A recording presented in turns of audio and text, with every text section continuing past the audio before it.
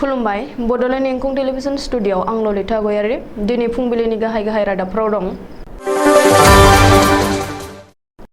आपनि सुप्रेम अरबिन्द केजरीवालआ फैगौ 29 मे खालि आसामाव फैगोन। फुकन दैमारिनि लोमजानाय देहाखौ फाहामथाय होनो थाखाय अनसुंथाइनि गोनांथि जादों। गुबुन गुबुन बिफाननि खामानिफोरखौ लानानै अदालगुरि जिल्ला बेंगिरिनि कनफारेन्स हलाव गोजौ थाखोनि रिभिउ मेल। क'क्राझार जिल्ला बिजिरसालियाव एमएलए अकिल गगैनि हियारिं। तामुलपुराव 9 मे खालि नखर मन्त्रि अमित साहानि दावबायनाय।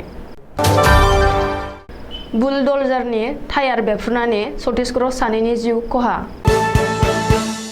दानिया फैदो आबुं रादाबाव।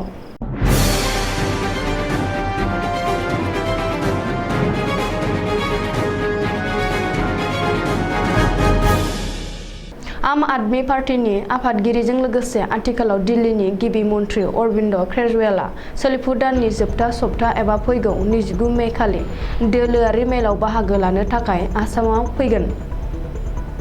सुलुङाव फोरमायनाय बादिब्ला दिल्लीनि गिबि मन्त्रि अरबिन्द केजरीवालआ बै सानखालि मोनसे सुबुं गौमाखौ गाहाय आलासि महरै बेखेवफैगोन। नंगुबै सुलुङाव मिथिहोनाय बायदिब्ला अरबिन्द केजरीवालजों दैदेनजानाय आम आदमी पार्टीआ फैगौ समाव आसामाव गासै 10 लाख सोद्रोमाया सोरजिगोन एबा थिसनगोन। मानो होनोब्ला थांनाय समफोराव दिल्लीनि अनगायैबो आम आदमी पार्टीआ पान्जाबनि राज मासिखौ आवग्रिनो हाबाय आरो बेनि उनाव हिमाचल प्रदेश आरो गुजरातआव गाहामैनो रोदा सुहांनो लाबाय। ओजोंहाय आसामावबो गुवाहाटी मिउनिसिपालिटि कनफारेन्सनि मोनसे वार्ड कमिशनार महरै देरहासारनानै लामा गेवजेनबाय। तामुलपुर जिल्लानि सिङाव थानाय गरेस्वर रामपुर सारखना गामिनि थागिबि बिफा मुर्सि बिपेन दैमारि बिमा मुर्सिमा दिजि बाला दैमारिनि गोरबोआव जोनोम मोननाय आंगोनिबो आंगो फिसाज्ला फुकन दैमारिया गोबाव समनिफ्रायनो गावनि जिउआव हारिनि थाखाय गोख्रोङै नांथाबबोनायजों गरेस्वर दख'रा दुलाराय बर' फरायसा आफादनि उनाव आथिखालाव बाक्सा जिल्ला एबसुनि लोगो गाहाय नेहाथारि बिबानाव थानाय समाव बेरामजों जुजिगासिनो दं। आथिखालाव मुम्बाइनि टाटा मेम'रियेल केन्सार हस्पिटालाव फाहामथाय लागासिनो दं। मख'जाथावदि बे फाहामथाय होनायाव गोबां रांनि गोनांथि जानायलाय दुखुथिया नखरा बयनिफ्रायबो एफा एनै हेफाजाब बिनाय जादों।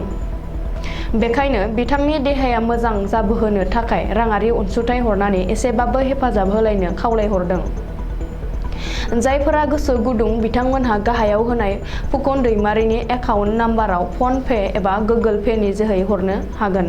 Phukan Daimari account number SBI 3172133939 IFSC SBI N 0010413 Goreswar branch mobile number 9365025607। Udalguri जिल्लानि बेन्दोंआव गुबुन गुबुन बिफाननि खामानिफोरखौ लानानै सावरायलायनो आरो उन सुग्रोमफिननो थाखाय सनिबारखालि अदालगुरि जिल्लानि जिल्ला बेंगिरिनि मावख'आव थानाय कनफारेन्स हलाव मोनसे गोजौ थाखोनि रिभिउ मेल जखनदों। बे रिभिउ मेलाव मंगलदै समस्तिनि MP दिलीप शइकिया, अदालगुरि समस्तिनि MLA जों लोगोसे BTCनि डिपुटि चिफ गबिन्द चन्द्र बसुमतारी, माजबाटनि MLA चरण बर', खायलागावनि MLA दुर्गा दास बर' आरो अदालगुरि जिल्लानि बेन्दोंआव थानाय गासैबो MCLA मोनखौ लाफानानै जिल्ला बेंगिरिया मोनसे गोनांथार सावरायनाय मेल खुंदों।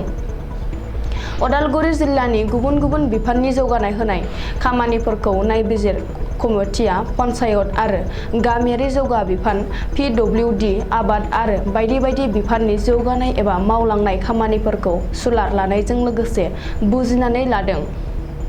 बे रिभिउ मेलाव अदालगुरि जिल्लानि जिल्ला बेंगिरि डक्टर P उदय प्रबिनजों लोगोसे गासैबो बिफाननि गोजौ सारियाव थानाय मावख'गिरिमोनहा बाहागो लाफादोंमोन। बिटिआरनि सदर क'क्राझाराव जिल्ला गाहाय बिजिरसालिनि बिजिरसालियाव थांनाय 2019 मायथाइयावनो होजानाय मोनसे केसनि साखी बानबुंथि होनो सनिबारखालि नुजाथिफैदों शिबसागरनि MLA अकिल गगैया। फोरमायथावदि MLA अकिल गगैनि हेंथायै क'क्राझार जिल्ला गाहाय बिजिरगिरि बिजिरसालियाव IPC आयेननि 153A 171 G 505 धारायाव लाजादोंमोन मोनसे केस। ओजोंहाय क'क्राझार बिजिरसालियाव दिनै नुजाथिनाय एमएलए अकिल गगैया आसाम सोरखारनि गिबि बोसोरारि फालिथायखौ लानानै सावरायनाय नुनो मोनो। एमएलए बिथाङा सोरखारारि बोसोरारि फालिथायनि आगोलावनो गिबि मन्थ्रिनि जाफुंथाय जेबो नङा आरो बिबानखौ एंगारनांगौ होननानैबो गोख्रों सोंखारिनायजों दाबि खालामदों। बियो आसाम सोरखार आरो मिरु सोरखार मोन्नैबो सोरखारावनो मुवा बेसादनि बेसेन बांहोनानै सरासनस्रा सुबुंफोरनि जिउखौ धंस खालामग्रा आरो सम सम टल गेटफोरखौसो गायसनदों। 2022 मायथाइनि 31 मार्चनि गेजेराव 1 लाख बेखारफोरनो साख्रि होगोन होननानै बिसायख'थिनि खोथा होदोंमोनब्लाबो बियो दिनैसिम जाफुङाखै। मोनसे बोसोर सालायनाय समाव हिन्दु मुसलमानफोरनि गेजेराव नांज्लायनाय, गोरिब आबादारिफोरनि मोसौ बायलाय फानलाय खालामनायावबो बादा होग्रा पुलिसनि आवथायावनो फेक एनकाउन्टार खालामनाय बायदि नुजाथिदों। हादरसा सोरखारनि मोनसे बोसोरनि समाव हादरनि संबिजिर मोनथाय आरो सुबुंखान्थिनि सायाव खैफोदनि रिंनाय दामदों होननानै फोरमायनाय गोबाव सावरायो। आलफा उदाङा संगालि खालामनायनि दायाव सानै सुबुंखौ सिथारनायनि सायावबो अकिल गगैया बुङो दि जिउ फोजोबनाय मोनथाय जोंहा गैया। जुदि बिब्दि जादोंमोनब्ला बिखौ जों माब्लाबाबो मदद खालामा। बिटिआरआव गिबि खेबनि थाखाय गायसनजागोन गुलि बारुद दोनथुमग्रा कारखाना एबा डिप। हादरनि नखर मन्थ्रि अमित शाहया फैगौ 9 मे खालाराव तामुलपुर जिल्लानि नाग्रिजुलि खालसिनियाव गुलि बारुदनि कारखाना लुफुंनो थाखाय अन्थाइ खाम्फा गायसनफैगोन, जायनि थाखाय फारफ्रोमबो बिथिङाव नखर मन्थ्रि अमित शाहखौ बरायनो आरो अन्थाइ खाम्फा गायसननायखौ मावफुंनो लाहार फाहार खालामगासिनो। सा-सानजा रायजोआव बिएसएफनि गुलि बारुद दोनथुमग्रा गेदेरसिन कारखानाखौ तामुलपुर जिल्लानि नाग्रिजुलियाव गायसनजागोन। उननि समाव गोख्रों खामानि मावलांगोन होननानै इउपिपिएलनि दैदेनगिरि मुसबी आली आहमेदआ बुंदों दि बेफोर गासैबो प्रमद बर'नि गोख्रों नाजानायावनो जानो हादों।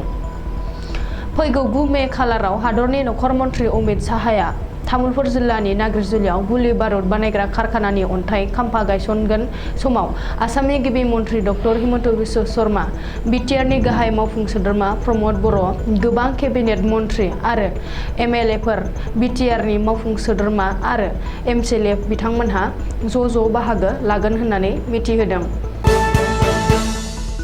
जेसिबि एबा बुलडजारनि टायार बेफ्रुनानै छत्तीसगढ़आव सानै सुबुंनि जिउ खहा जादों। छत्तीसगढ़नि राजथावनि रायपुराव बे दुखुनांथाव जाथाया जादों। सुलुङाव फोरमायनाय बादिब्ला मध्य प्रदेशनि रेवा जिल्लानि राजपाल सिंह आरो प्रान्जल नामदेव मुंनि सानै सुबुङा मोनसे गेरेजाव बुलडजारनि टायारखौ बार सोदोंमोन। बे समावनो बारा बांद्राय जानानै टायारा बमा बायदि गोख्रोङै बेफ्रुयो। टायारा बेफ्रुनाय लोगो लोगोनो सानैबो जायगायावनो जोबथा हां लादों। दिनैनि रादाबा एसेनोसै, गोजोन्थों।